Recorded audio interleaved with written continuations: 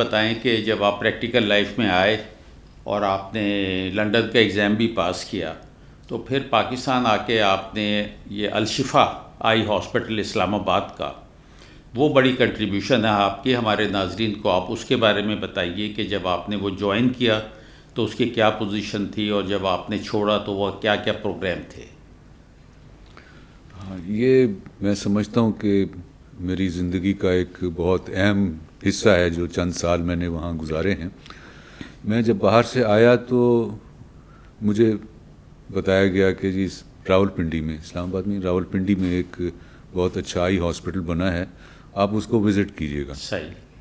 میں اس وقت آغا خان سے نیگوشیٹ کر رہا تھا کہ کس طرح کیا جائے کیا. تو میری بہن کی شادی اسلام آباد میں ہوئی، میں اس کا ولیمہ اٹینڈ کرنے گیا. صحیح. تو میں یہاں آیا ہوں، چلو دیکھنے جاتا ہوں. میں دیکھنے چلا گیا تو مجھے انہوں نے، جنرل جہانداد تھے اور بریگیڈیئر برکی، انہوں نے، میں دیکھنے آیا ہوں گھما پھرا کے، وہ باتوں میں کہ آپ یہاں آ جائیں، ابھی آپ کہیں نہیں کام کر رہے ہو. تو صحیح. ایک طرح سے میرا انٹرویو کر کے دے آفرڈ می دس، اور میں واپس کراچی آیا تو لیٹر آ گیا جی آپ. جی اچھا. بہرحال وہ کٹ شارٹ میں نے جوائن کر لیا صحیح. As chief consultant of Al-Shifa trust eye hospital. جی اچھا. یہ اس وقت جب نیا ہی بنا تھا اور بہت اچھا بنایا گیا تھا اینڈ ویل ایکوپڈ. جو بھی اس وقت ایڈوانس چیزیں ہو رہی تھیں پاکستان میں ہی نہیں دنیا بھر میں، وہ سارا کا ایکوپمنٹ وہاں موجود تھا. تو اب میں چونکہ باہر سے بھی کچھ عرصہ رہ کے آیا تو آپ کو تھوڑا سا وہ ہو جاتا ہے کہ دنیا میں کیا ہو رہا ہے. جی بالکل. تو یہاں بھی ہم اس کو امپلیمنٹ کرنے کی کوشش کریں. صحیح. تو ایک تو یہ تھا کہ جو لوگ وہاں کام کر رہے تھے as medical officer, registrar, junior registrar, ان کی ٹریننگ ضروری، آن جاب ٹریننگ. تو جی وہ بالکل. ایک سسٹم میں نے وہاں شروع کیا کہ آن جاب آپ ٹریننگ. تو روزانہ صبح شروع ہونے سے آدھا گھنٹہ پہلے ایک کلاس، جتنے بھی 20-25 تھے ان کی ہفتے میں 2 دن میں لیتا تھا، باقی ایک دن ایک اور دوسرا کنسلٹنٹ مجھ سے جونیئر ایک اور. تو وہ ایک طرح سے ہم نے ان کو آن جاب ٹریننگ دے کے، ایک آپ پڑھ لیتے ہیں، آپ امتحان پاس کر لیتے ہیں، لیکن آپ کو پتہ ہے کہ جی آن میڈیسن میں تو ہینڈز آن ٹریننگ جب جسے تک آپ وہ نہ کہتے ہو ہیں تو کچھ نہیں ہوتا. جی بالکل. تو اس طرح ہماری وہاں کی جو تھی، مطلب آؤٹ ڈور اور انڈور بھی بہت بہتر ہو گیا اور جگہوں سے. صحیح. آپریشن کی فیسلٹیز وہاں بہت تھی، لیکن میں جب گیا تو سمجھیں کوئی 6000 بیک لاگ کے ویٹ کر رہے تھے لسٹ میں کہ جی آپریشن کے لیے بک کیے ہوئے، باری نہیں آ رہی. جی اچھا. وہ ہم نے سسٹم بنایا کہ اس کو ذرا جلدی لوگوں سیکھ بھی بالکل. گئے لڑکے، تو وہ مطلب سال بھر میں وہ بیک لاگ ہم نے ختم ہو گیا کر ماشاء دیا. اللہ سے. اس کے بعد اسی پہلے ہی سال کے اندر وہاں پاکستان انسٹیٹیوٹ آف آفتھلمولوجی، جی اچھا. یہ الشفا بلڈنگ اسی احاطے کے اندر ایک بہت بڑی بلڈنگ بنی جس میں یہ انسٹیٹیوٹ قائم کیا. صحیح. اس کے انسٹیٹیوٹ کے 2 حصے تھے. ایک تھا کہ ڈاکٹرز کی پوسٹ گریجویٹ ٹریننگ، بالکل. اور دوسرے میں تھا جو آپ کے پیرامیڈکس، یہ اچھا. جی اچھا. کا تھیٹر ٹریننگ کا، وہ بھی ایک حصہ. جی بالکل. اس کے لیے ایک دوسرے ڈاکٹر ہارون صاحب تھے، ان کو دیا گیا. اچھا، جو تھا پوسٹ گریجویٹ ٹریننگ کا، وہ I was appointed director post graduate education. تو اس میں پھر ہم نے جو لڑکے پہلے بھی کام کر رہے تھے، کچھ نے ڈی او کیا ہوا تھا، ان کو بھی ہم نے سلیکٹ کیا باقاعدہ انٹرویو کر کے کہ کون کر سکتے آگے. پھر باہر سے بھی لوگوں نے اپلائی کیا. تو پارٹ 1 کی بھی وہاں ہم نے کلاسز کروائیں.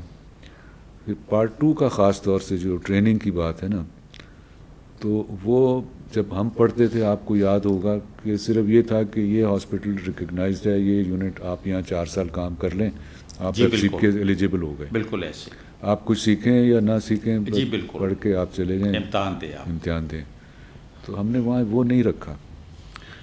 کیا بنایا ہم نے کہ ہر ایک کی اپنی ایک بک ہوتی تھی، لاگ بک. اس میں آپ نے کیٹریکٹ کے اتنے آپریشن انڈر سپرویژن کرنے ہیں، اتنے آپ نے انڈیپینڈنٹ کر کے دکھانے ہیں، گلوکوما کا ایسے مینیج کرنا ہے. ہر سب اسپیشلٹیز بنا دیں. یہ پہلی دفعہ تھا کہ گلوکوما کی الگ تھی، کیٹریکٹ کی الگ تھی، کارنیا کی الگ تھی، ڈائبٹک ریٹینوپیتھی کی الگ تھی، وٹریو ریٹنا الگ تھا. یہ سب یونٹس بنے ہوئے ان کے انچارج. تو لڑکے بائی روٹیشن یہاں جاتے تھے اور وہ انچارج باقاعدہ اس کی اٹینڈنس بھی اور اس کا نمبر بھی کہ یہ کیسا سیکھ گیا. تو اب یہ جو کینڈیڈیٹ تھے ان کی مطلب آپ سمجھیں کہ پروفیشنلی ایک اتنی اچھی گرومنگ ہو گئی, جی بالکل, بہت اسٹرانگ ہو گئی کہ اس کا نتیجہ یہ نکلا کہ اس وقت بھی میں جتنا عرصہ رہا ہوں الشفا کا result F C P S کا پورے پاکستان سے بہتر ہوتا تھا. اور اس وقت تو جتنے صرف وہاں سے پاس ہوتے ہیں پاکستان انسٹیٹیوٹ آف تھرمالوجی سے, پورے پاکستان سے اتنے مل کے پاس نہیں ہوتے. یہ بہت بڑی کنٹریبیوشن ہے, بہت بڑی بات ہے. اس دوران پھر وہاں لائبریری بنائی گئی, نیا انسٹیٹیوٹ بن رہا تھا. جی بالکل, ایک ویڈیو لائبریری ہم نے قائم کی. یہ ایک بالکل نیا کانسیپٹ تھا. مجھے یاد ہے اس وقت, یہ بات ہے 91-92 کی, یہاں پاکستان میں بہت کم تھا کہ آپ کو سرجری ویڈیو پہ مل جائے.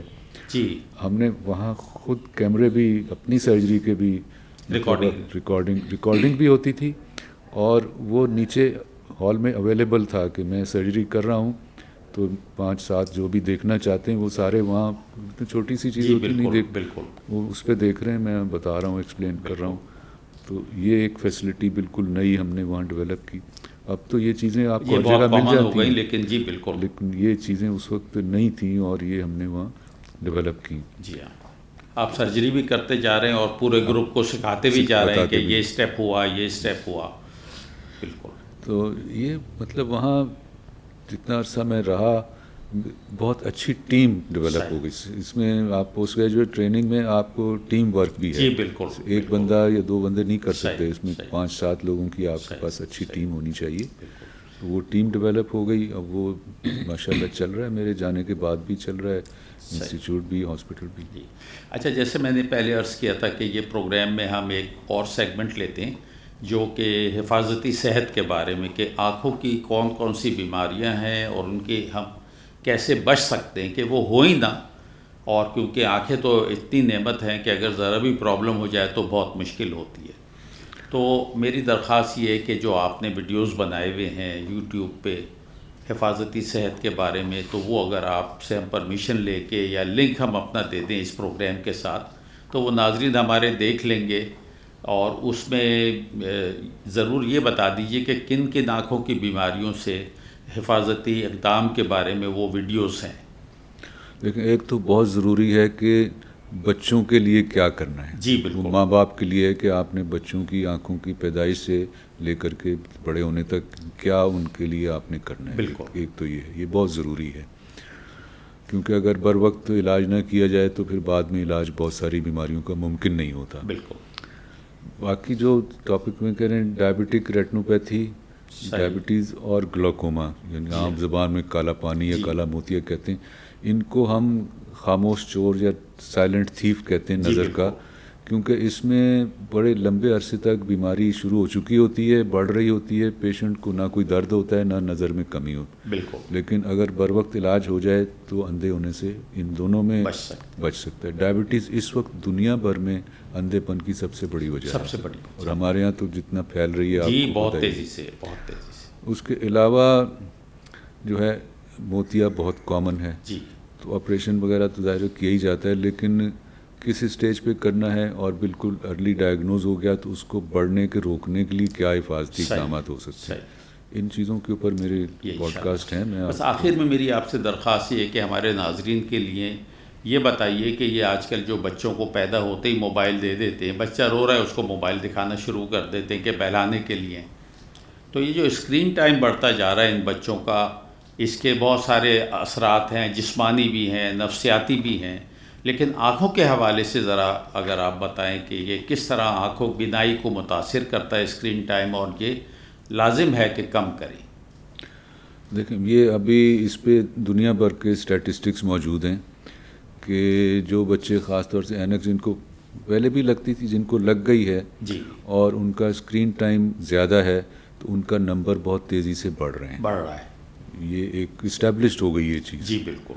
مطلب ویسے بھی نارمل نہیں لگا رہے تھے, ان کو لگ گئی, وہ شاید کہتے ہیں جی ویسے بھی شاید لگ جاتی, لیکن ایک ہمیں معلوم ہے کہ بچوں کا نارملی کتنا نمبر سال بھر میں 2 سال میں بڑھتا ہے, وہ اس سے بہت زیادہ تیزی سے بڑھ رہا ہے. اور میں بچوں کو سمجھانے کے لیے بھی کہا کرتا ہوں کہ آج کل ہم اینک اتارنے کے لیے لیزر کا علاج کرتے ہیں. جی بالکل. وہ بھی ایک لیول تک ہو سکتا ہے, اگر اس سے بالکل. زیادہ نمبر نکل جائے تو پھر وہ بھی نہیں ہو سکے گا آپ کا. تو یہ اب اس میں ماں باپ کا بھی بہت قصور ہے. جیسے آپ نے کہا کہ وہ چھوٹے بچے کوئی رو رہا ہے تو پکڑا دیا, تو پھر اس کو عادت پڑ جاتی ہے, پھر وہ نہ دیں تو روتا ہے. تو یہ بالکل شروع سے ہی اس کو کنٹرول کرنے کی ضرورت ہے. بالکل. تو ناظرین, اس میں آج آپ نے دیکھا پروفیسر ڈاکٹر محمد مظہر قیوم صاحب نے بتایا اپنے زندگی کے حالات کے بارے میں, اپنے اسٹرگل کے بارے میں, پوسٹ گریجویشن کے بارے میں, اور جو ان کے خدمات رہی ہیں پنڈی میں جو الشفا انسٹیٹیوٹ اور پاکستان انسٹیٹیوٹ آف آپتھلمالوجی کی تعمیر و ترقی کے اندر. اس کے ساتھ ان کے بہت سارے ویڈیوز ہیں جو کہ احتیاطی تدابیر ہیں آنکھوں کی بیماری سے بچنے کے لیے اور بیمار ہو جائیں تو کیا کرنے کے لیے.